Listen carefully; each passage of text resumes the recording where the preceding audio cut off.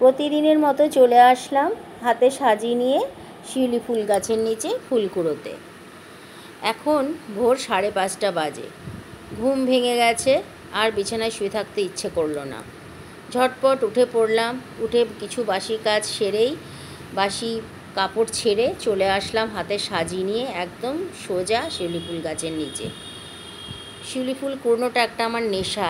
এই টানা 2-3 মাস আমি এরকম ফুল কুড়োবো, আমার খুব ভালো লাগে। এবার ফুলের পরিমাণটা একটু কমে গেছে, কারণ আমার কর্তামশাই অনেক ডালপালা ছেটে দিয়েছিল, যার জন্য ফুলের পরিমাণটাও কমে গেছে। আমার খুব ভালো লাগে শিউলি ফুল, আর গন্ধটা সন্ধেবেলায় একদম মন প্রাণ জুড়িয়ে দেয়।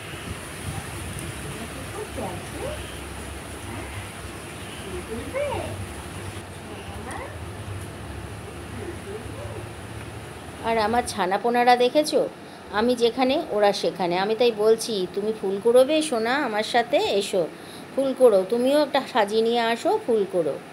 তো আমি এই কটা ফুল আজকে পেয়েছি, বেশি ফুল পাইনি। তারপর চলে গেলাম বাগানে, কিছু জবা ফুল তুলে নিয়ে আসলাম। পেয়েছি 2-3টে জবা ফুল পেয়েছি। যাই হোক, গাছে পদ্ম ফুল আছে, পরে পেরে নেব। তারপরে ঠাকুরের সামনে সাজিটাকে রেখে দিলাম। দেখলাম নাইট বাল্বটা তখনও জ্বলছে, নিভিয়ে দিলাম। কারণ আমি যখন ঘর থেকে বেরিয়েছি তখন তো অন্ধকার ছিল ঘর, একদম 5:30 মানে অন্ধকার অন্ধকারই। তো এবার তখন তো আলোটা জ্বলছিল, এখন নিভিয়ে দিলাম। এবার কর্তামশাই তো ঘুমোচ্ছে এখনও, রবিবার আজকে ছুটির দিন। আমি আসলাম, এসে আমার সকালের ওষুধ পর্ব, যেটা প্রায় মানুষেরই থাকে বয়স হলে, এই ওষুধ খেতে হয়। সকালবেলা ঘুম থেকে উঠে খালি পেটেই খেতে হবে। এখন সেই একটা ওষুধ খাবো, আর একটা গ্যাস অম্বলের ওষুধ খাবো। আর পারলে প্রতিদিনই যেটা করি, একটা রসুন খেয়ে নিই সকালে। এই হচ্ছে আমার দৈনন্দিন রুটিন ওষুধ খাওয়ার, ঘুম থেকে উঠেই খালি পেটে মুখ ধোয়ার আগেই। ভীষণ গরম লাগছিল ফুল কুড়োতে গিয়ে, আর এমনিতেও হাঁটতে আমার খুব কষ্ট হয়, তো একদম একটা পায়ের উপর জোর দিয়ে হাঁটি, কোমরেও খুব ব্যথা হয় আর পায়েও খুব ব্যথা। জানি না এটা নিয়ে আমি আর কতদিন চলবো, দেখি কি হয়। এত গরম লেগেছে বলে একটু ঠান্ডা জল বের করে নিলাম, ফ্রিজ থেকে বের করে একটু নর্মাল জলের সাথে মিশিয়ে তারপরে আমি এই যে ওষুধটা এখন খাবো। ঠান্ডা জলটা খুব খেতে ইচ্ছে করছে, কারণ একদম এত গরম লেগে গেছে, একদম ঘেমে নিয়ে আমি একাকার। তো এবার ওষুধটা খেয়ে নিলাম, খেয়ে রান্নাঘরে যাব।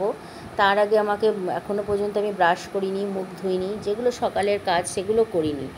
এমনি অন্যান্য সব কাপড় জামা ছাড়া সবই আমার হয়ে গেছে। সকালে বাসি ঘর ঝাড় দেওয়াও হয়ে গেছে, যতটুকু ঝাড় দিতে হয় নিয়ম রক্ষা। তারপরে এখন তো বেজে গেল 6:30, কর্তামশাই ঘুম ভেঙে গেছে। চা বানাতে চলে গেলাম রান্নাঘরে। কর্তামশাই চা খেয়ে বাজারে গেল, বাজার থেকে নিয়ে আসলো এই যে আমার ছানাপোনাদের মাছ, আর ওখানে নিয়ে এসেছে চিংড়ি মাছ, আর নিয়ে এসেছে প্যাকাল মাছ। দেখেই তো আমার মাথা খারাপ হয়ে গেছে, প্যাকাল মাছ কাটতে তো খুবই কষ্ট। আর নিয়ে আসলো শাপলা। যাই হোক, যেভাবেই হোক কেটে বেটে রান্না করে ফেললাম। ডাল রান্না করলাম, পাতলা করে একটু মুসুর ডাল, আর প্যাকাল মাছের ঝোল করলাম আলু দিয়ে দুপুরবেলা। আর এই যে এই শাপলা দিয়ে, সর্ষে বাটা দিয়ে, চিংড়ি মাছ দিয়ে করলাম। বেশ স্বাদ হয়েছিল খেতে, খুবই সুস্বাদু হয়েছিল। আর ভাত তো করি যেরকম প্রতিদিন, তাই। এই এখন বাজে 4:30, স্নান করে পুজো দিলাম। খাওয়া দাওয়া হয়নি, খাওয়া দাওয়া করবো।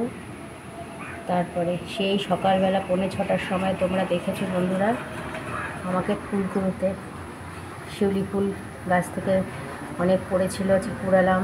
সকাল সকাল তাড়াতাড়ি করে কাজটা সেরে পুজো দিয়ে তারপরে রান্নাঘরে আসবো ভেবেই রেখেছিলাম, সব কিছু ওলটপালট হয়ে গেল।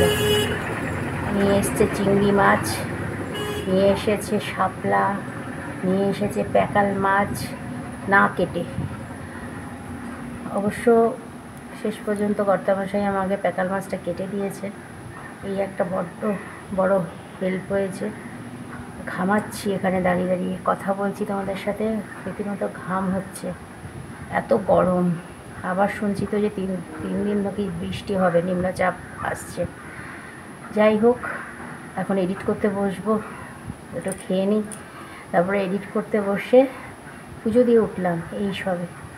কালকে তো ভিডিও পোস্টই করতে পারিনি, কোনো ঠিকমতো ভিডিও করতে পারিনি। পায়ের ব্যথাটা এত বেড়ে গেছিলো, খুব কষ্ট পেয়েছি কালকে, বসতেই পারছি না কোথাও, বসলে কোমর ব্যথা করছে, পা ব্যথা করছে। ওপরে ওষুধ খেয়ে ব্যথা কমে তারপরে এখন আজকে একটু ভালো আছি। কিন্তু এত দেরি হয়ে গেল না, সেই 5:30টায় ঘুম থেকে উঠেছি, আর এই যে এখন 4:30 বাজে। 12 ঘন্টা প্রায় হতে চলল, 11 ঘন্টা হয়ে গেল।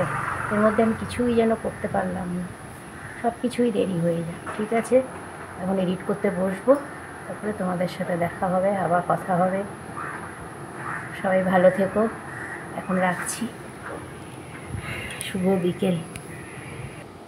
বিকেলবেলা কিছুক্ষণ এডিট করার পর, এডিট কমপ্লিট করে ফেলেছি, খালি পাবলিশ করিনি এখনও। যাই হোক, কখন যেন ঘুমিয়ে পড়েছিলাম। জানি না তোমাদের সবার হয় কি না বন্ধুরা, এডিট করতে বসলেই কেন এত ঘুম পায় আমি বুঝতে পারি না, আমার ভীষণ ঘুম পায়। তো আমি তো যাই হোক অনেক কষ্টে এডিটটা করে সেরেছি, তারপরেই আমি ঘুমিয়ে পড়েছি কখন আমি নিজেই জানি না বিছানাতে। ঘুম যখন ভেঙেছে দেখি 6:20 বাজে। বাবা, একদম সন্ধে হয়ে গেছে, সন্ধেবাতি দিতে হবে। সবার বাড়িতে পাড়ায় শাঁখের আওয়াজ আমার কানে চলে এসছে। লাফ দিয়ে বিছানা থেকে নেমেই আমি চোখ মুখে জল দিয়ে ভালোভাবে পাটা ধুয়ে তারপরে সন্ধেবাতি দিলাম, দিয়ে এই যে এবার একটু চা খেলাম। কর্তামশাই চলে এসেছে ডিউটি থেকে, এসে তারপরে চা খেলো, একসঙ্গে বসেই দুজন চা খেলাম। খেয়ে আলনাটা গুছিয়ে ফেললাম, অনেক জামা কাপড় জমে গিয়েছিল, আরও রয়েছে, তোমাদের দেখাবো পরে, ওগুলো গুছাবো আস্তে আস্তে। ওগুলো বিছানার চাদর রয়েছে অনেকগুলো। এই যে তোমাদেরকে একটু ঠাকুরের আসন আমার দেখিয়ে দিলাম। এবার বাজে এখন 8টা, ভাবলাম একটু বাজারে যাব, রাতে রুটি খাবে কর্তামশাই। আমি ভাবলাম আমিও রুটি খাই, ইচ্ছে করছে, ভাত খেতে আর ভালো লাগছে না, আটাটা মেখে রেখে দিয়ে যাব। কিন্তু আমার আর বাজারে যাওয়া হয়নি, একটু হালকা হালকা বৃষ্টি নেমে গিয়েছিল, যার জন্য আর বাজারে যেতে পারিনি। কর্তামশাই বলেছিল তুমি যাবে তো চলো, রাত হয়ে গেল, আর বেশি রাত হয়ে গেলে না ঘর থেকে আমার আর বেরোতে ইচ্ছে করে না। আমি বললাম না ঠিক আছে, অন্য একদিন যাওয়া যাবে, বাড়ির পাশেই তো বাজার, যখন খুশি তখন যাব। তা আটাটা মেখে আমি রেখে দিই। কর্তামশাই বলল যে তুমি আটাটা মেখে রেখে দাও, আমি পরে এসে তোমার রুটিটা আমি বানিয়ে দেবো।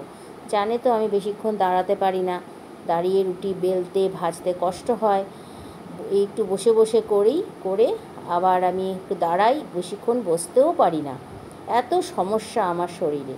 যাই হোক, আটাটা মেখে ফেললাম, আটা মাখা কমপ্লিট হয়ে গেল, রেখে দিলাম। বন্ধুরা, ভিডিওটা কিন্তু অনেক বড় হয়ে যাচ্ছে আজকে, সেজন্য আজকে এখানেই ইতি টানি। আবার দেখা হবে তোমাদের সাথে আগামী ভিডিওতে। সবাই ভালো থেকো।